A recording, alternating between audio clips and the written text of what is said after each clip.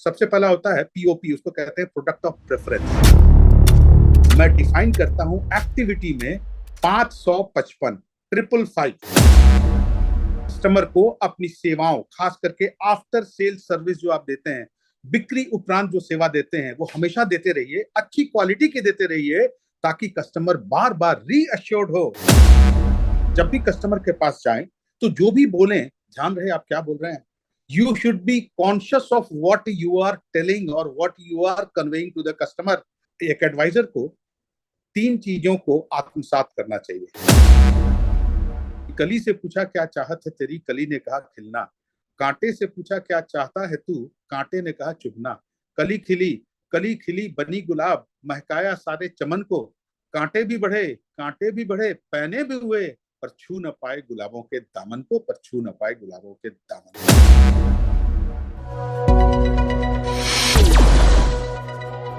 जो भी एडवाइजर हैं वो ये सुनिश्चित करें कि एक बार जो कस्टमर जुड़ता है वो जुड़ता रहे। और इसीलिए जैसे देखिए मैं कहता हूं, अगर कस्टमर को समझना है तो मैं अंग्रेजी का जो शब्द है कस्टमर, उसी को लेता हूं। चलिए, पहला लेटर है सी। सी से कस्टमर का डिमांड होता है केयर एंड कर्टसी। कस्टमर को हमेशा केयर दीजिए, कर्टसी दीजिए। अब यू जो दूसरा लेटर है, उससे होता है अर्जेंसी, यानी कस्टमर की किसी भी प्रकार की आवश्यकता है तो उसको अर्जेंसी अलॉट कीजिए और तुरंत अटेंड कीजिए कस्टमर को। और तीसरा जो लेटर है कस्टमर का, वो होता है एस। एस मतलब शेयर। जितनी भी इंपॉर्टेंट इंफॉर्मेशन है जो कस्टमर को प्रभावित करती हैं, चाहे वो अर्थव्यवस्था में हो, चाहे वो उसके द्वारा खरीदे गए प्रोडक्ट से संबंधित हो, चाहे जिस कंपनी के प्रोडक्ट को उसने लिया उससे संबंधित हो, उसको शेयर जरूर कीजिए, उसको प्रभावित करती है। और उसके बाद जो अगला लेटर है टी। टी से कहते हैं टाइम्ड। कस्टमर को जो भी सेवा आप प्रदान कीजिए वो बिल्कुल टाइम्ड होनी चाहिए। देखिए, एक बार दो बार अगर आपने अपने कमिटमेंट को, प्रॉमिस को नहीं कहा, टाइम के बियॉन्ड चले गए तो चलेगा, लेकिन बार बार ऐसा नहीं होना चाहिए। कस्टमर के लिए टाइम बहुत इंपॉर्टेंट है और आपको कस्टमर के टाइम के हिसाब से कस्टमर के सामने उपस्थित होना है। और अगला लेटर जो कस्टमर का ओ से कहते हैं ओनरशिप, यानी स्वामित्व। उस चीज को, यानी कस्टमर को पूरी तरह ओन कीजिए, वो बिल्कुल मेरा है। और अगर कस्टमर मेरा है तो मैं बहुत अच्छे से उसकी देखभाल करूंगा और उसके इंटरेस्ट की रक्षा करूंगा। और इसके ठीक बाद जो लेटर है वो है एम। एम से कहते हैं मैटरनिटी, यानी हिंदी में कहेंगे तो मातृत्व। यस, कस्टमर के लिए आप उसकी माँ के समान है। एक माँ जैसे अपने बच्चे का ख्याल रखती है, उस प्रकार आपको अपने कस्टमर का ख्याल रखना है। और उसके बाद का जो अगला लेटर है वो है ई। और ई से होता है अंग्रेजी का शब्द एक्साइटमेंट।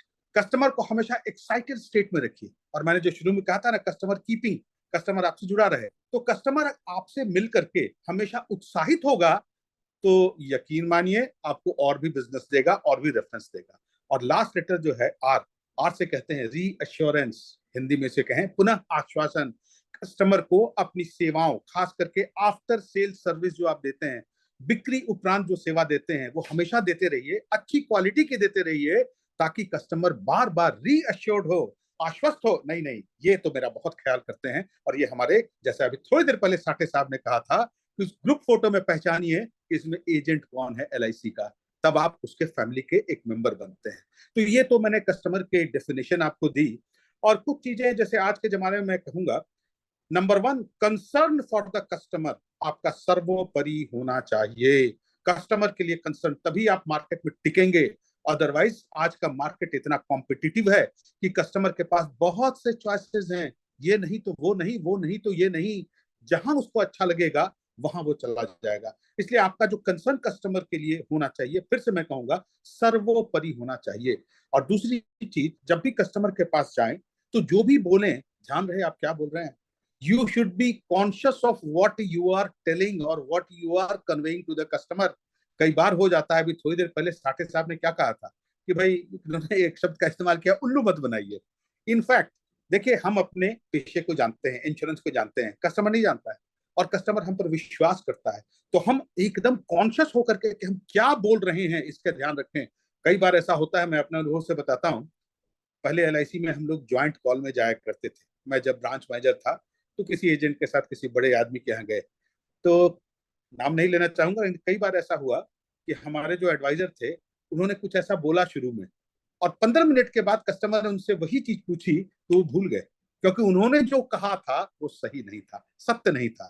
तो कस्टमर को, और साठे साहब ने भी क्या कहा था कि जो भी प्रेजेंटेशन आप दिखाएं वो देख लें कि रेगुलेटर के द्वारा अप्रूव्ड है या आपकी कंपनी के द्वारा अप्रूव्ड हो, बियॉन्ड उससे जाने की कोई आवश्यकता नहीं है।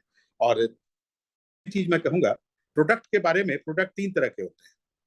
अगर आप किसी कस्टमर के पास जाते हैं तो सबसे पहला होता है पीओपी, उसको कहते हैं प्रोडक्ट ऑफ प्रेफरेंस। दूसरा होता है पीओसी, प्रोडक्ट ऑफ चॉइस। और तीसरा होता है प्रोडक्ट आफ्टर कैनवासिंग। अब इसमें तीनों अच्छे हैं, प्रोडक्ट ऑफ प्रेफरेंस। लेकिन प्रोडक्ट ऑफ प्रेफरेंस में क्या है कि कस्टमर आपसे बिना चर्चा किए हुए, एडवाइजर से बिना चर्चा किए हुए जो जानकारी इकट्ठा करता है उसके आधार पर एक प्रोडक्ट को प्रेफर करता है कि नहीं हम तो ये प्रोडक्ट लेंगे। दूसरा होता है जब आपसे बात करता है और जब एडवाइजर उनको 5 6 7 8 तरह के प्लान बताते हैं, प्रोडक्ट बताते हैं, तो उसमें बोलता नहीं नहीं ये अच्छा है, ये प्रोडक्ट ऑफ चॉइस हो गया। लेकिन उसके बाद कस्टमर से जब एडवाइजर एंगेज करता है डिस्कशन में, कैनवासिंग में, और उनकी आवश्यकताओं या उनके एस्पिरेशंस के हिसाब से कुछ प्रोडक्ट प्रेजेंट करता है, तो जो कैनवासिंग करता है वो कैनवासिंग और कुछ नहीं है, वो कस्टमर को कन्विंस करती है कि तुम इस प्रोडक्ट को खरीदो। तो सबसे अच्छा यही होता है प्रोडक्ट ऑफ कैनवासिंग। लेकिन प्रोडक्ट ऑफ कैनवासिंग के लिए एडवाइजर को हड़बड़ी में नहीं रहना है। जरा आराम से कस्टमर को समझो, कस्टमर की फैमिली को, कस्टमर के प्रोफाइल को समझो, और तब कैनवासिंग करो। और ये जो सेल होगी ना, ये स्थायी परमानेंट सेल होगी, कस्टमर आपका मुरीद होगा। और कुछ चीजें और मैं आपको कहूंगा, आपको क्या एडवाइजर्स के लिए सजेशन दूंगा कि आज के जमाने में अगर उनको अच्छा करना है, जैसे साठे साहब आप कह रहे थे कि डायरी मेंटेन करो, कितनी जगह गए, 8 घंटे काम किया कि नहीं किया। तो मैं कहता हूं कि एक एडवाइजर को तीन चीजों को आत्मसात करना चाहिए। सबसे पहली चीज होती है, उसको कहते हैं सोच। आपकी सोच बड़ी होनी चाहिए, बड़ी पुरानी कहावत है, ऊंची सोच तभी ऊंची खोज। दूसरी चीज होती है, उसको कहते हैं खोज। खोज से ही, खोज मतलब एक्सप्लोर करो, नए नए सेगमेंट्स में जाओ, नए नए एरियाज में जाओ, नए नए कस्टमर्स के पास जाओ। अपने इर्द गिर्द ही मत ऑपरेट करो, जरा अपने आप को विस्तारित करो। जब तक विस्तारित नहीं करोगे तब तक आपको नए मार्केट्स नहीं मिलेंगे और नए कस्टमर्स नहीं मिलेंगे। और तीसरी चीज होती है, उसको कहते हैं रोज। काम करो तो रोज काम करो। और इसी रोज को मैं डिफाइन करता हूं एक्टिविटी में, 555, 555। अब ये 555 कोई साबुन नहीं है, साबुन का ब्रांड नहीं है। इस 555 का पहला पांच है, प्रतिदिन 5 नए कस्टमर से साक्षात मिलो। साक्षात, साक्षात मिलना है, फोन पे नहीं। 5 नए कस्टमर से बीमा ले, बिजनेस आपसे करवाए या ना करवाए कोई बात नहीं, जाओ उनसे मिलो, मुस्कुरा के मिलो, अपने बारे में बताओ। सर, मैडम, मैं फलानी कंपनी का एडवाइजर हूं, मैं आपको अपनी कंपनी के प्रोडक्ट्स के माध्यम से सोल्यूशन दे सकता हूं, जो आपकी आवश्यकताएं हैं, जरूर बोलिए। और जब भी अगर ना भी हो तब भी विदा मुस्कुराहट से लीजिए, और उसको जरूर बोलिए, सर मैडम कभी जरूरत हो तो ये मेरा बिजनेस कार्ड है, ये मेरा फोन नंबर है, आप याद कीजिएगा किसी भी प्रकार की सेवा के लिए। दूसरा पांच होता है, आजकल के जमाना यंग लोगों का जमाना है। रंजीत जी, आपने देखा होगा आंकड़े कि हमारे देश में जो मीडियन एज है, अभी पूरे विश्व में सबसे कम मीडियन एज है हमारे, 28 साल हमारे मीडियन एज है। जबकि चाइना में 34 35 है, यूएसए में तो 45 46 हो गई, जापान में और ज्यादा हो गई। हमारे यहाँ मीडियन एज 28 साल। और अगर लास्ट आंकड़ों को देखें तो हमारे पास जो यंग जनरेशन है वो 44 करोड़ की संख्या में। और आज से 7 साल 8 साल के बाद हमारे देश की जितनी भी कंपनियां हैं, जितनी भी संस्थान है, उन सब के टॉप पोजीशन पर यही लोग काबिज होंगे, यही लोग। और ये they are doing very well. यानी एक एडवाइजर के लिए उसका फ्यूचर मार्केट है ये यंग जनरेशन। तो प्रतिदिन 5 यंग लोगों से कांटेक्ट करो, लेकिन साक्षात कांटेक्ट नहीं करना, दे आर इन अ हरी। और वो किस चीज में विश्वास करते हैं? टेक्नोलॉजी में विश्वास करते हैं। इनको मेल भेजो, इनको प्रेजेंटेशन भेजो, और अपने आप को भी सोशल मीडिया के प्लेटफॉर्म पर लाओ। इंस्टा में रहो, फेसबुक में तो होंगे ही, हर जगह रहिए, क्योंकि इनको वही तरीका पसंद है जिस तरीके का इस्तेमाल वो करते हैं, टेक्नोलॉजी। और तीसरा पांच जो है, जो मैंने शुरू किया था, customer keeping is more important, acquiring a customer is passe, now customer keeping is more important. तो कस्टमर कीपिंग के लिए आपके जितने एग्जिस्टिंग कस्टमर हैं, प्रतिदिन 5 एग्जिस्टिंग कस्टमर से संपर्क करो, टेलीफोन पर ही करो। और आज तो बड़ी सुविधा है, ईमेल है हमारे पास, और साथ साथ hand held, pocket held device है, that is mobile phone. Mobile phone से भेजो। और जो भी आपके एग्जिस्टिंग कस्टमर हैं, जब भी उनका बीमा करें किसी भी कस्टमर का, तो उनके 8 10 आंकड़े जरूर लें।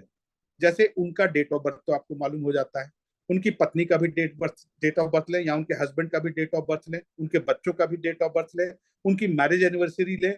और सारा मिलाकर के साल में दिवाली है, ईद है, होली है, दशहरा है, बहुत सी चीज है, तो कम से कम 12-14 मौके आपको ऐसे मिलेंगे जब आप उस कस्टमर से अपने संपर्क को तरोताजा कर सकते हैं। तो प्रतिदिन 5 कस्टमर से, और अगर मान लीजिए किसी मोहल्ले से होते हुए जा रहे हैं और वहां पर उस कस्टमर का रेजिडेंस है, रुक जाइए 2 मिनट, बोलिए सर नमस्कार करने आया हूँ, मैडम आपको नमस्कार करने आया हूँ, बस मिलिए। क्योंकि कस्टमर कीपिंग, और आज एक अच्छा जो एडवाइजर होता है आप देखेंगे उसके एक कस्टमर की 8, 9, 10 पॉलिसियां होती हैं। और कैसे होती हैं?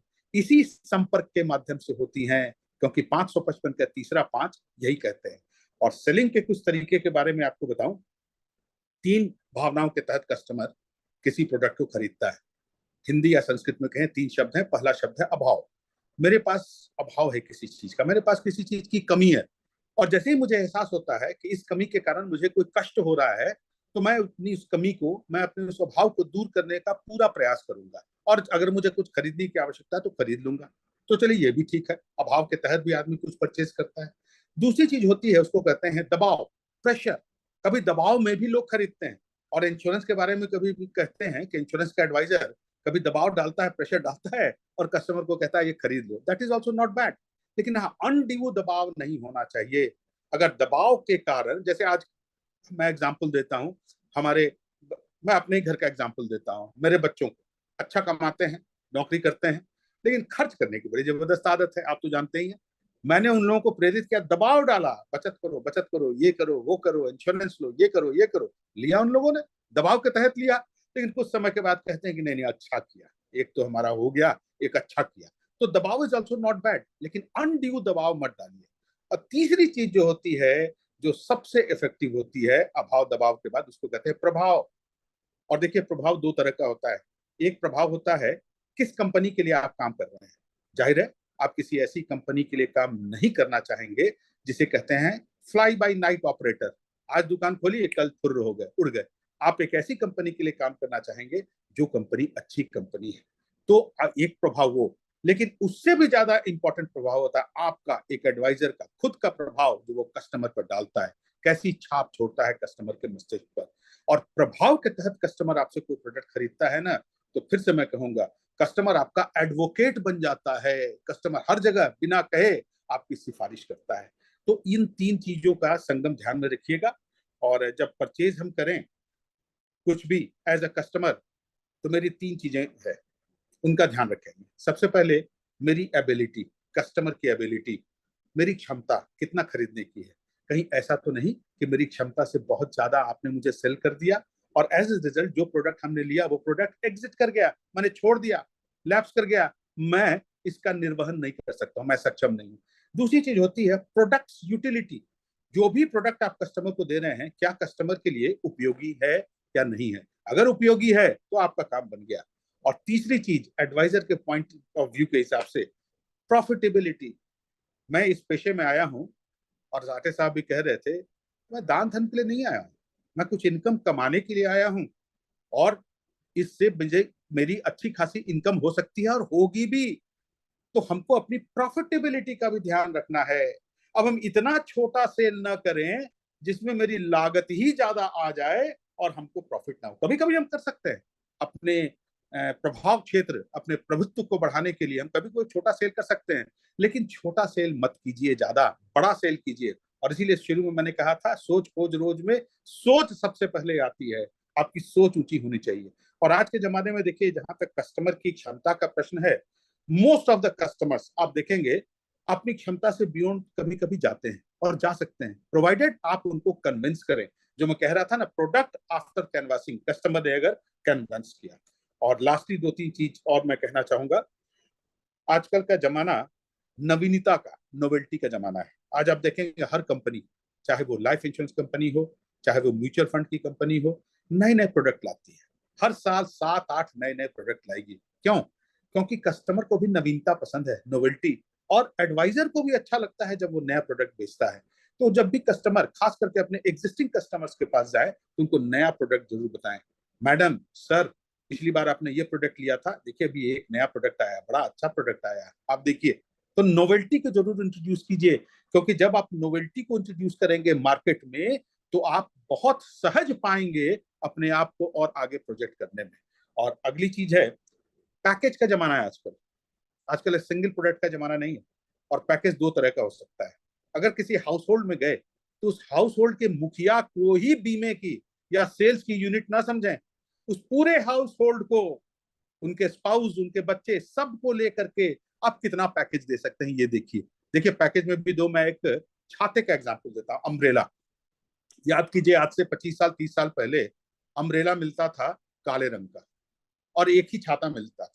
अब अगर आपको धूप से, बरसात से बचना है, 3 आदमी जा रहे हैं तो तीनों को एक एक छाता लेना पड़ता था, एक छाते में 2 लोग नहीं समाते थे।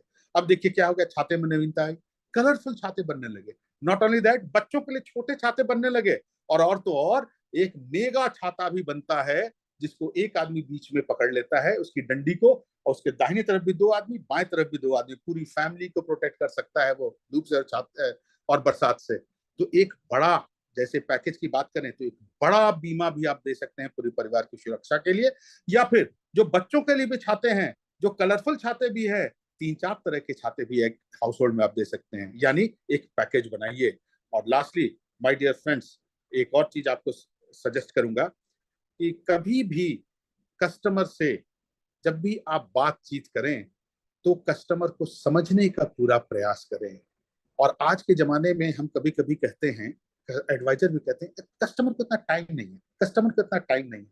कस्टमर के पास बहुत टाइम है, प्रोवाइडेड शुरू के कुछ जो मिनट हैं कस्टमर से डिस्कशन करते समय, उन मिनटों का आप सही सदुपयोग कीजिए और कस्टमर को सार्थक बातें बताइए, और तब कस्टमर आपकी तरफ आकृष्ट होगा।